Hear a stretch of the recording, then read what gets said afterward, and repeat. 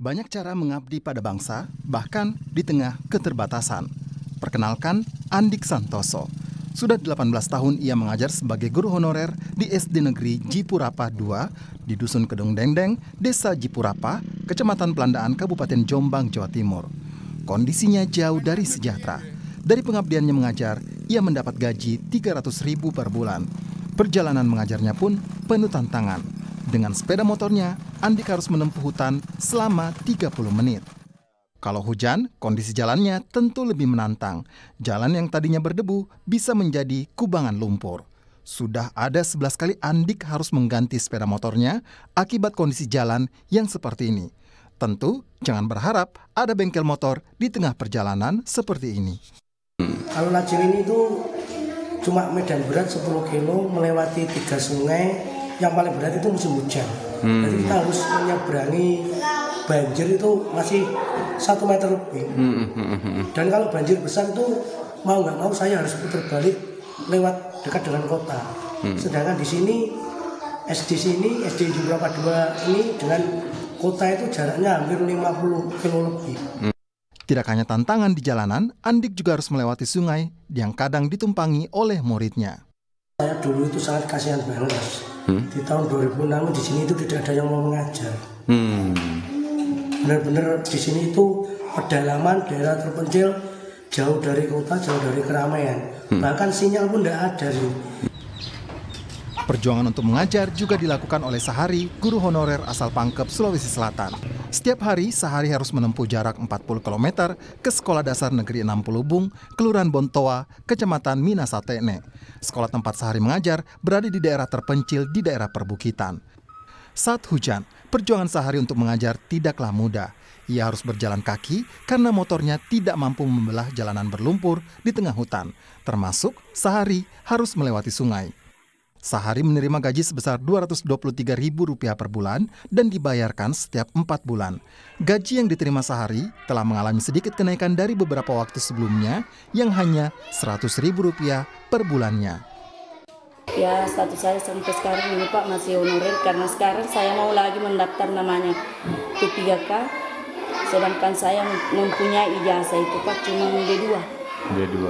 Ya, sedangkan yang diterima itu menjadi P3K, ijazah S1. Bagi Sahari dan Andik, perjuangan agar bisa mengajar siswa mereka tentunya adalah bentuk pengabdian.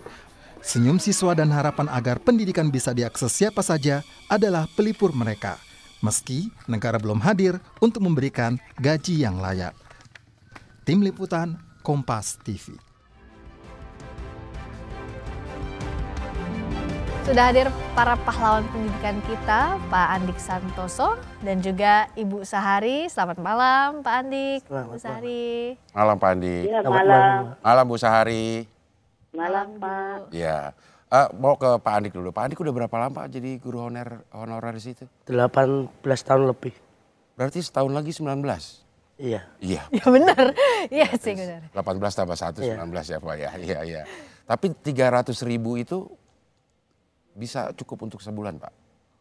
Ya nggak cukup, wong saya sekali transport, sekali jalan itu 50.000. Sekali jalan 50.000. Nah kalau 300 kan satu hari 10.000. 10.000. Iya. Minus 40.000. Sisanya gimana tuh Pak Andik? Sisanya yang di atas. Masya Allah, Bapak berarti kerja apa? Serabutan juga? Serabutan. Apa aja misalnya Pak? Ya kadang jual kayu bakar, kadang ya disuruh apa-apa mau asal ada Mbak. Ada upahnya itu. Ini 2024 sekarang. Gaji 300.000 itu sejak kapan Pak? Tahun berapa, ingat nggak? Sejak 2015-an. 2015-an, sampai 10 tahun loh, Cing. Nggak naik-naik gitu Pak. Itu kalau kenaikan gaji itu berdasarkan apa sih Pak? Kalau peraturannya, menurut peraturannya? Naik itu kita kan digaji lewat dana bos. Ya. Bosnya kecil. Oh. Daerah terpencil itu. Jadi dana bos ini dibagi untuk beberapa guru honorer juga? Iya. Di tempat Bapak ada berapa guru honorer? Ada 3. Oh 3, iya. Iya. Nah ini video Pak Andik kemana nih Pak, boleh cerita? Ini menyeberangi sungai ketika pulang sekolah. Ya Allah, jalannya berlumpur begini. Kalau banjir itu 1 meter lebih.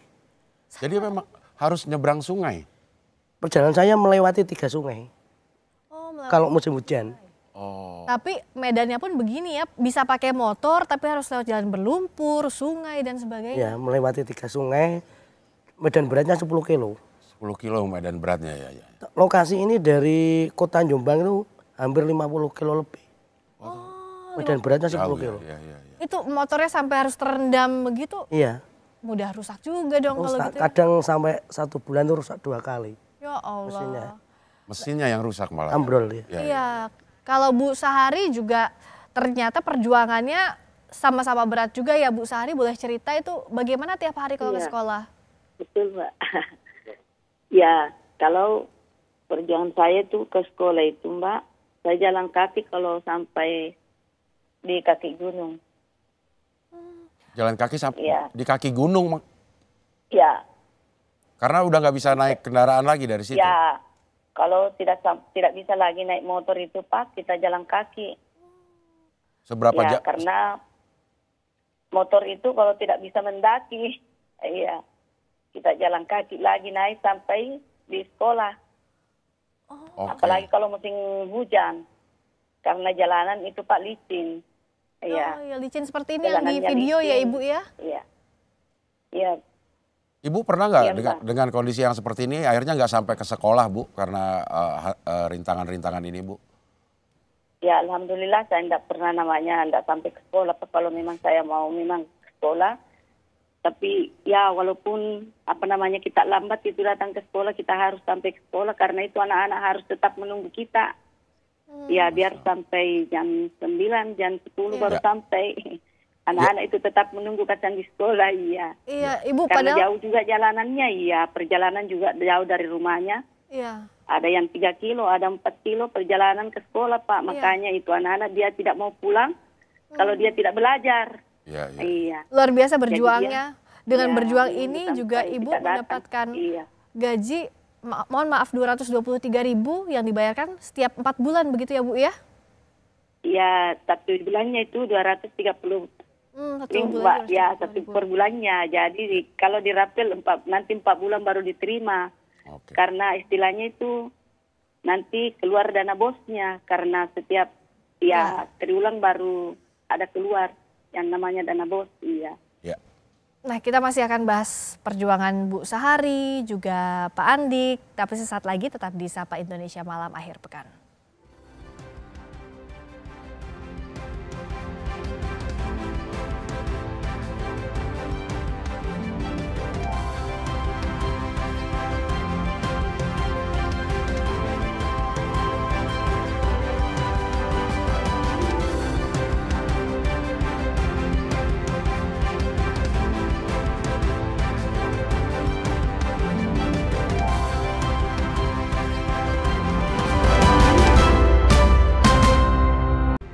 Ya, kita kembali di Sapa Indonesia Malam masih bersama dengan Pak Andik, ada Bu Sahari juga di Zoom dan kita juga sudah bergabung bersama kita ini ada anggota DPR Komisi 10 Muhammad Nur Purnama Sidi, Bang Pur. Assalamualaikum Bang Pur.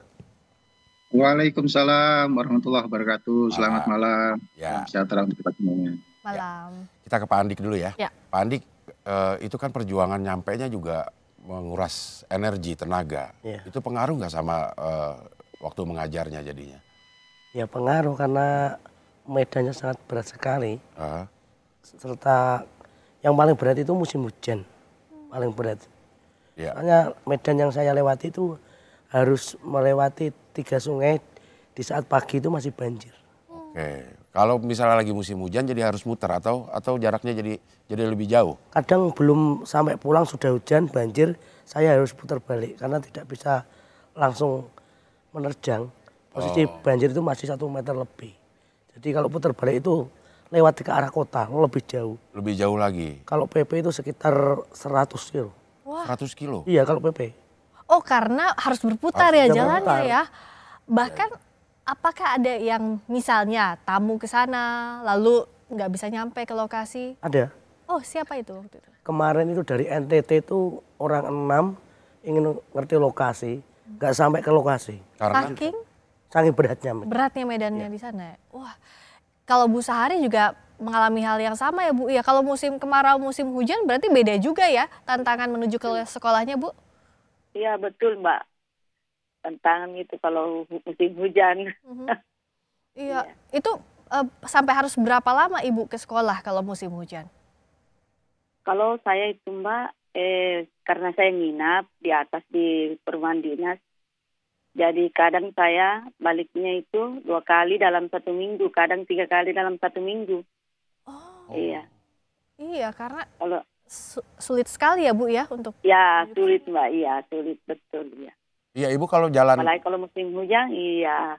kalau jalan nembus hutan gitu Ibu sendiri aja atau memang ada guru yang bareng atau ada yang nganter gimana? Bu? Jalan sendiri Pak, karena saya kan sendiri perempuan dari luar sini di kota. Sendiri jalan kaki naik, iya. Iya. Kadang itu kita ketemuan di jalan itu berpapasan dengan orang yang kalau ada orang mau ke pasar, mau kemana, mau keluar ke kota, baru kita berpapasan di jalan itu. Iya. Kalau dilihat dari jalan kakinya itu ke sana sendirian, iya. kalau dilihat dari medannya itu kan licin. Ibu pernah kepleset sampai pakaiannya kotor terus ngajar. Betul itu Pak, sering kali jatuh ini baru-baru lagi habis jatuh Pak, ini tangan ini belum bisa naik, ini satu lengannya ini belum terlalu bisa naik karena tertindih motor. Iya. Bapaknya juga itu kasihan luka anunya kakinya karena ditindih oleh mesin. Saya tidak bisa berdiri. Nanti ada itu orang bantu saya baru lewat itu ada orang lewat baru ada juga itu yang dekat dari situ karena sudah ada rumah yang dekat-dekat dari situ saya berteriak ya terus kedengaran suara ada itu ibu-ibu lari untuk membantu saya. Iya. Ya, berdiri licinnya itu ya Bu ya. Kalau Pak Andik juga Karena bahkan licin. pernah ya cedera ya. Iya. Saya jalan kaki 20 kilo selama 4 bulan juga pernah. Oh iya. Pas medannya berat. Bahkan saya berangkat jam 5 pagi. Supaya sampai tepat waktu. Iya. Untuk sampai tepat waktu. Kalau pas lagi naik motor pernah kecelakaan, pernah? Sering sekali. Karena medannya kan low within. Oh. Bahkan sampai saya pernah mengalami sepeda rusak itu sampai jam 9 malam baru nyampe rumah. Itu pun tidak ada yang tahu. Iya, karena tidak ada yang warga di sekitar situ juga ya Pak ya, jauh-jauh. Sudah mendekati malam kan tidak ada orang lewat. Iya betul. Jadi secara jalannya pun infrastrukturnya memang tidak ada warga lain lewat di sana ya Pak ya. Ini bahkan motornya tadi kan Pak Andik bilang motornya sering rusak. Udah berapa kali rusak Pak? Sempat dihitung atau tidak? Sudah habis 11 mungkin ya. 11 motor. 11 motor. Itu yang cuma tinggal 1 yang masih ada di rumah. Dari 11 motor. Rusak udah nggak bisa dipakai jadi harus itu ganti. sudah parah, sudah tidak bisa diperbaiki. Oh. Sudah sempat ada bantuan misalnya? Pernah dikasih. Oh pernah dikasih motor ya, untuk Bapak. Tapi ya rusak lagi karena jalannya begitu ya Pak? Ya medannya memang berat. Iya. Bang Pur kalau lihat perjuangannya Pak Andik juga Bu Sahari sebegitu besarnya, tapi gajinya hanya 300.000, 230.000 tentu tidak sebanding lah. Ini bagaimana DPR memperjuangkan ini? Iya, terima kasih loh Mbak. Jadi selamat malam juga buat Bu Sahari sama Mas Andi ya. Jadi saya alhamdulillah 5 tahun kebelakang kemarin kita fokus Komisi 10 DPR RI memperjuangkan mandatory spending 20% dana pendidikan. Dan beberapa cara kita lakukan komunikasi dengan pihak Kementerian Pendidikan dan Kebudayaan, Kementerian Dalam Negeri, kemudian Kementerian Keuangan, termasuk juga Kementerian PAN-RB. Jadi memang problem pertama, sesungguhnya dalam konteks anggaran, postur anggaran kita, kalau betul-betul itu dialokasikan kepentingan khusus pendidikan, anggaran pendidikan kita sebenarnya sudah cukup. Apalagi kemudian kurang lebih 53% dari anggaran pendidikan atau kurang lebih sekitar 400 triliun itu dilakukan dana transfer ke daerah. Jadi langsung dari pusat ke Pemda, baik itu kabupaten, kota maupun provinsi. Nah, yang dikelola di pusat itu khusus yang dari Kemendikbudristek itu hanya kurang lebih sekitar 12%. Oke. Nah, ya selebihnya itu digunakan di kementerian lain yang memang tidak melaksanakan fungsi pendidikan, misalnya Kemenhan, Ya. Polri, segala macam itu. Nah, itu kemudian menjadi problem ketika dana transfer daerah itu ditafsir secara subjektif oleh pemerintah daerah. Iya. Oke. Nah, jadi bagaimana Pak kalau untuk bottleneck-nya di sana salah tafsir tapi pada praktiknya di lapangan bahkan Pak Andik misalnya 10 tahun ini gajinya Betul. tidak naik. Bu Sahari juga bahkan dirapel 4 bulan gajinya hanya 230.000 per bulannya. Betul. Karena itu menurut saya, karena pendidikan itu adalah mandat kemerdekaan Republik Indonesia, maka karena dengan ada kesenjangan fiskal antar daerah, ada daerah yang mampu seperti DKI, ada daerah yang tidak mampu misalnya seperti NTT. Karena itu beberapa kali saya di dalam rapat-rapat dengan beberapa kementerian termasuk di Badan Anggaran DPR RI, saya usulkan harusnya urusan pendidikan dan status guru itu menjadi status pegawai negeri pusat. Ya. Kenapa? Karena tadi ada senjang fiskal. Kalau kita serahkan ke daerah, daerah punya kemampuan yang berbeda. Tentu nanti reward yang didapat teman-teman kayak Bu Sahari atau Mas Andi yang hanya 250.000, 300.000. Padahal misalnya di Jakarta, rata-rata guru-guru di Jakarta lebih dari 15 juta per bulan. Ya. Ya. Ya. Nah, ini yang harus dituntaskan. Kita ke Pak Andik dulu. Pak Andik kan 18 tahun udah ngajar gitu. Ada rasa pengen nyerah karena perjuangan yang begitu berat? Ya kalau pas posisi sepeda rusak di tengah hutan, terus kita juga pulangnya sudah kelaparan, tenaga habis, terus nggak ada yang nolong, ya seakan-akan kita itu seakan-akan di dunia ini kayak nggak ada orang gitu, kadang merasa itu. Ya pernah mengalami seperti itu. Ya. Tapi tetap jiwa semangat saya tetap tinggi. Ya, yang membuat Pak Andik tuh bertahan gitu dengan perasaan ditinggalkan oleh semua orang, nggak ada yang perhatiin, itu apa yang bikin bertahan? Soalnya gini, kalau saya nggak mau di situ, terus siapa lagi? Jarang orang yang istilahnya dengan hati nurani benar-benar di situ itu memang medannya sangat berat. Saya waktu itu di tahun 2006 bahkan orang ditawarin nggak ada yang mau mengajar di situ. Saya benar-benar kasihan. Karena medannya sangat berat. Nah, jadi itu saya dasari dengan rasa ikhlas. Iya. Dan sekarang guru di sana PNS, banyaknya Pak Andik masih honorer, apa yang jadi kendala selama ini Pak? Mohon maaf saya bertanya soal itu. Kenapa sulit begitu untuk naik statusnya? Ya gimana lagi, padahal saya juga sudah tes itu 3 kali. Sudah 3 kali tes? 3 kali, 4 kali ini. 4 kali ini.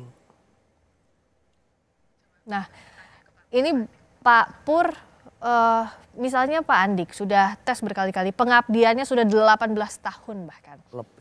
Lebih bahkan ya, sudah hampir 19 tahun, sejak 2006.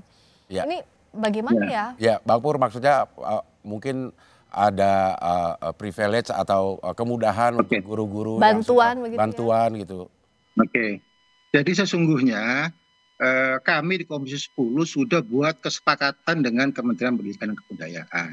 Bagi teman-teman guru honorer yang pengabdiannya lebih dari 5 tahun, itu dapat afirmasi. Satu, afirmasi nilai. Yang kedua, itu kemudian bisa secara otomatis dengan pengabdiannya itu langsung diangkat menjadi guru PNS P3K. Itu sebenarnya sudah ada kesepakatan politiknya antara Komisi 10 dengan pemerintah.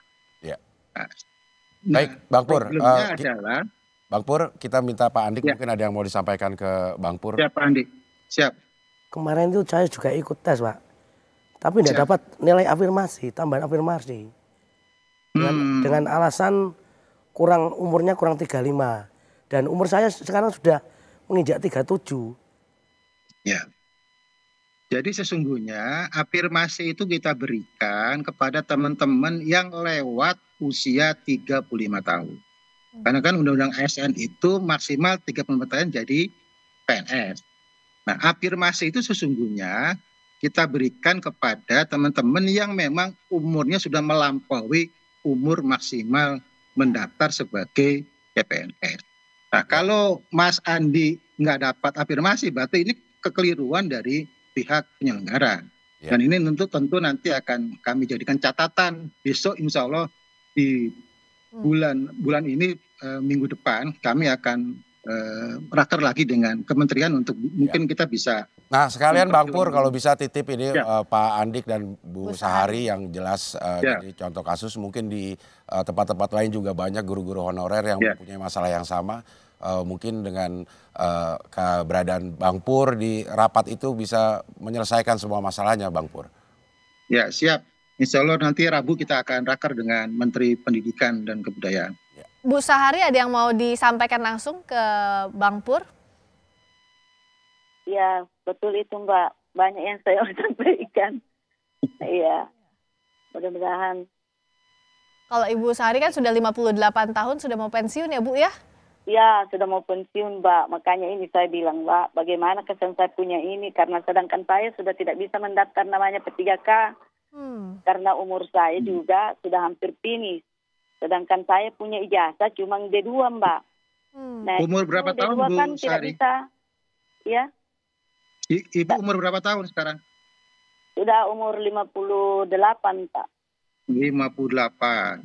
Iya. Tinggal sebentar lagi ya. Ya, sebentar lagi. Sedangkan saya menghabis sudah 25 tahun. Mulai Ya, 99 sampai sekarang. Bang Ya. Pur, bagaimana, ada yang bisa dibantu, dijaminkan untuk Bu Sahari, apalagi sudah mau masuk masa pensiun ini? Oke, Ya, betul, Mbak.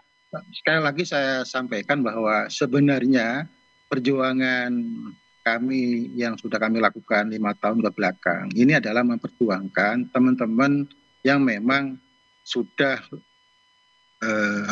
pengabdiannya lebih dari 5 tahun. Artinya kalau 25 tahun ini seharusnya kemarin kesepakatannya adalah otomatis diangkat menjadi guru PNS P3K. P3K ya. Betul. Karena memang kan kalau PNS yang reguler tidak mungkin. Nah, jadi P3 itu ada ruang yang bagi teman-teman yang memang sudah melampaui usia minimal 35 tahun itu. Nah, sesungguhnya memang per hari ini dari 800 sekian ribu sudah tercatat diterima sekitar 626 ribu yang sudah kita perjuangkan dari honorer menjadi guru P3K. Ya. Problemnya ini perlu saya sampaikan. Problemnya misalnya kayak di NTT dikasih kuota misalnya 1.000 untuk formasi P3K. Ya. Tapi kemudian NTT misalnya itu hanya menyampaikan 100 atau 200. Ya.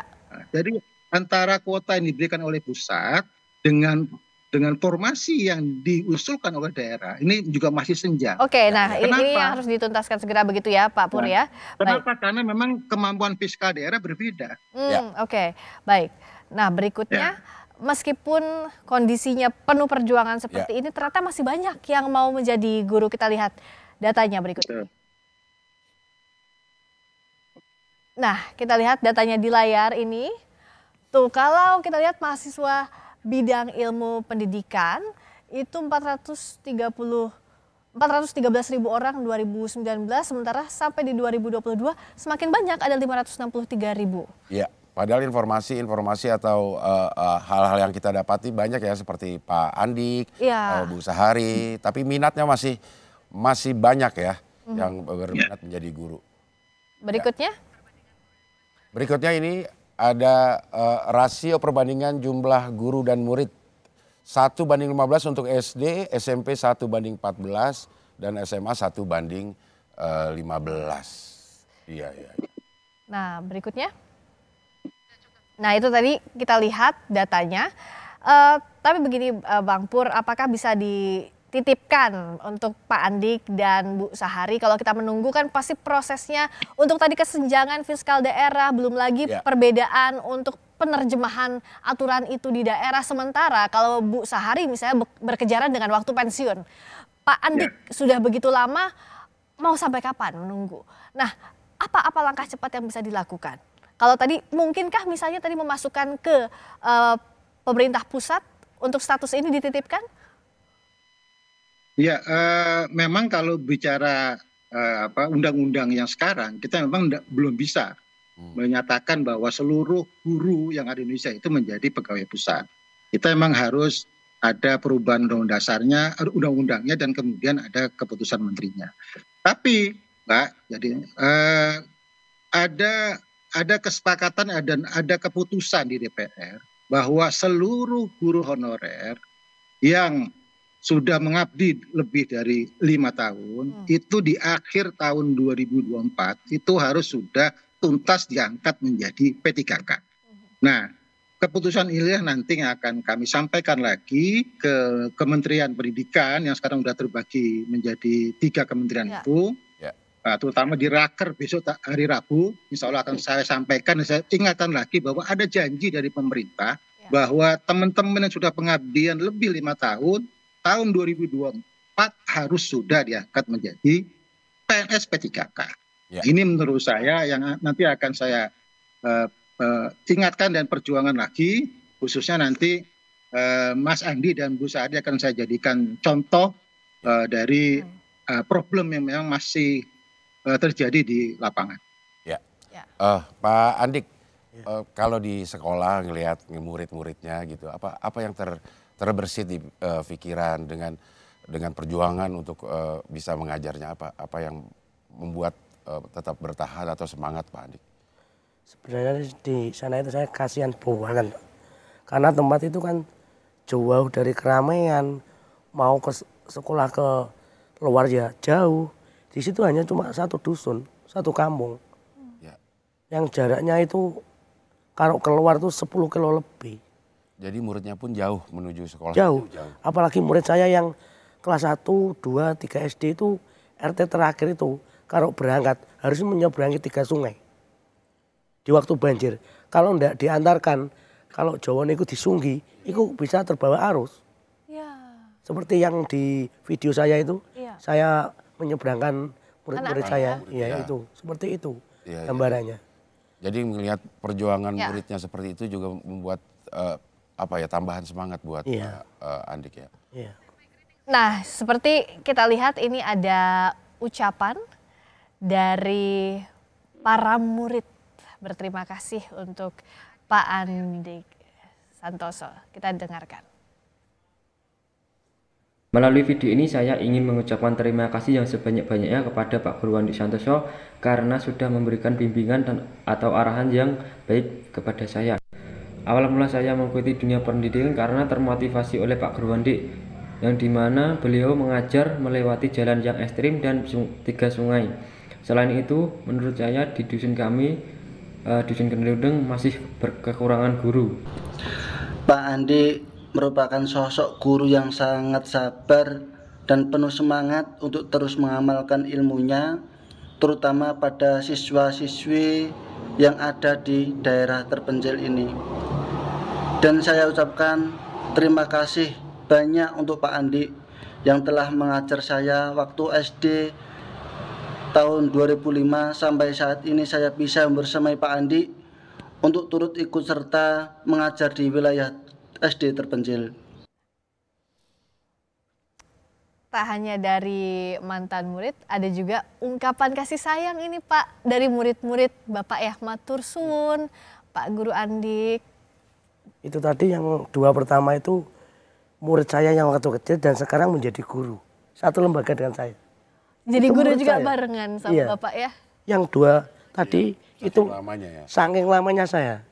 Itu murid saya yang masih kecil dan sekarang menjadi guru 1 lembaga dengan saya. Dan terinspirasi oleh Bapak tadi katanya ingin jadi guru karena lihat Pak Andik. Sama-sama juga perjuangannya mau ke tempat mengajar atau ke sekolah juga jauh dari rumahnya? Sama-sama jauh, melewati sungai juga. Tapi lebih jauh rumah saya. Ini di RT terakhir Mas Agung dan Pak Yusuf nih. Bapak bagaimana melihat ternyata murid-murid yang Bapak didik sekarang juga mengikuti jejak Bapak? Ya, alhamdulillah. Saya sangat bersyukur sekali murid-murid saya bisa melakukan sesuatu hal yang positif dengan didasari dengan rasa ikhlas. Landasannya ikhlas itu ya Pak ya. Kalau Bu Sahari itu bagaimana Ibu sekarang melihat anak-anak murid Ibu juga pasti banyak yang sudah bertumbuh, banyak yang sudah sukses. Ibu Sahari tentu bangga ya Bu ya? Iya Mbak. Ada sudah ada yang kerja Mbak, ada juga yang sudah kuliah, sudah ada berapa itu yang kerja itu di luar kota. Ya banyak sudah yang berhasil itu Mbak. Ya. Apa sekarang harapannya Bu Sahari menjelang pensiun ini Bu? Ya harapan saya itu Mbak, mudah-mudahan kesian pemerintah itu bisa memperhatikan saya itu Mbak. Bagaimana kesan saya itu, perjuangan saya mulai dari tahun 99. Saya mendaftar purna itu, kasih masuk namanya tahun 2005 itu, namanya database, tapi tidak diterima, ditolak. Saya pernah lagi lolos itu kan namanya K2 tahun 2014, SK saya tidak diterima lagi. Ya itulah Mbak, bagaimana perjuangan saya itu karena apa namanya, saya itu betul-betul itu namanya tidak pernah berputus asa itu Mbak. Saya selalu bertahan sampai selesai itu saya punya masa kerja saya itu. Saya Baik, terima kasih ya Bu Sahari. Pak Andik mungkin ada yang mau disampaikan lagi harapan-harapannya Pak Andik? Harapannya ya semoga tahun ini terjaring PNS ini untuk tahun ini. P3K ya Pak ya? ini. Karena saya juga sudah daftar. Ya. Pak Andi dari mana Pak Andi? Dari Jombang Pedalaman. Jombang, Jatim ya? Ya, Jombang paling pedalaman Pak. Desa Pundi? Desa Jipurapa. Dusunnya Kedung Dendeng, desanya Jipurapa. Itu sangat jauh sekali Bapak. Ya. Kalau Ibu Sahari dicatat juga boleh Pak, itu dari SD Negeri 60 Pangkep. SD Negeri 60 Bung. Pangkep Kelurahan Sulsel Bontoa, ya? Kecamatan Minasatene, Kabupaten Pangkep, Sulawesi Selatan. Oke ya, siap Bu. Iya, SD Negeri Kalau 60 gitu Bung Pangkep. Saya sampaikan Bung, langsung Kelurahan ke Bontoa, Pak Kecamatan Minasatene, Kabupaten Pangkep, Sulawesi Selatan. Ya. Siap. Baik, terima kasih Bu Sahari, Bang Pur, juga Pak Andik. Dan buat kita semua ini menjadi sebuah pelajaran buat kita. Kadang-kadang kita mengharapkan sesuatu yang muluk-muluk, tidak pernah terpikirkan bahwa banyak sekali orang yang mengharapkan haknya, tapi belum tersampaikan seperti Pak Andik dan Bu Sahari. Mudah-mudahan hak Pak Andik dan Bu Sahari lewat Bang Pur bisa segera direalisasikan ya. Betul, insya Allah nanti Rabu dibawa ke Raker. Ya. Terima kasih atas waktunya sekali lagi Bang Pur, Pak Andik, Bu Sahari. Selamat malam.